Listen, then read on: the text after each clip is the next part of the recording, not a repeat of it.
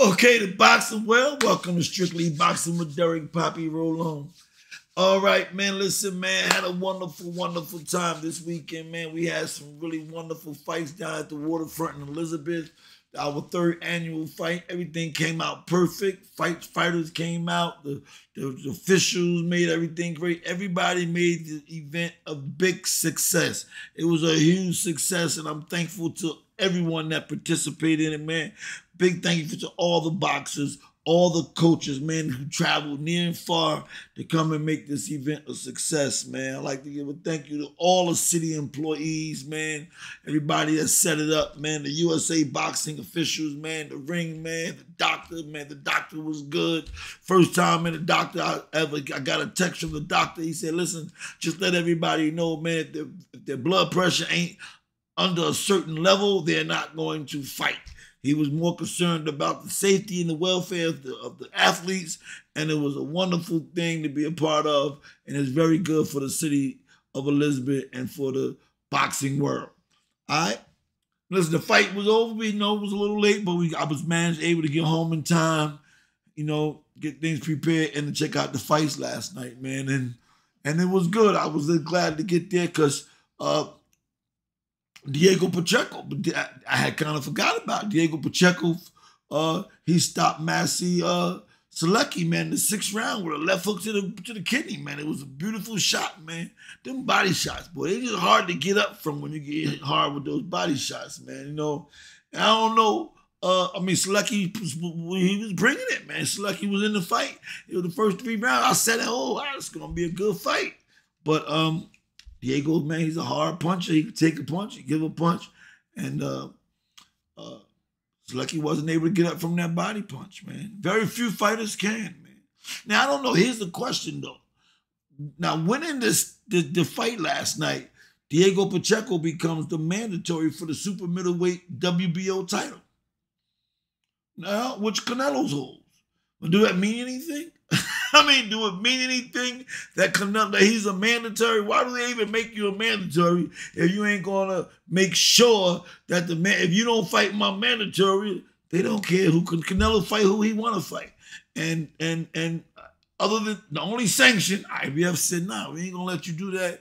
And I applaud IBF for doing that. They stripped him of his title. He's no longer got all the belts because hey, you gotta defend it. You gotta fight our mandatories. And so I don't know if that means Pacheco being the mandatory is that he's going to get a title shot against Canelo. What do y'all think about it, though? Do you think he's going to be a good... is that a challenge for Canelo? Is it something that Canelo got to worry about? I don't know. Some people believe Canelo got a fight coming up now that he should be worried about, and I don't think he's worried about it, though. Canelo is fighting on September 14th, man. In a couple of weeks. In a couple of weeks, he's going to be fighting in Canelo's going to be fighting Ekabulanga on the 14th of September. So I don't know, man. And what do y'all think? Do you think that that's a fight? Do you think that that's something that Canelo got to worry about? I don't know, man. That's what we got to see. Listen, there's another fight that I think is going to be a big fight. The biggest heavyweight fight that I've seen pretty much that was scheduled, man, at least the last year and this year on September 21st, Daniel Du Bois is fighting Anthony Joshua for the heavyweight world title. This is something I'm looking forward to seeing, man. Listen, this is something I want to see, man. And although I think that's the biggest heavyweight fight, the fight of the decade to me, that I think should be is coming up. I think it's the 12th of October. 12th of October, Dmitry Bivol will be fighting against Artur Beterbiev. That, to me, I think is a really, really 50-50 fight. Dmitry Bivol 23-0, and Artur Beterbiev is 20-0. This is going to be an outstanding fight, and I can't pick who's going to win.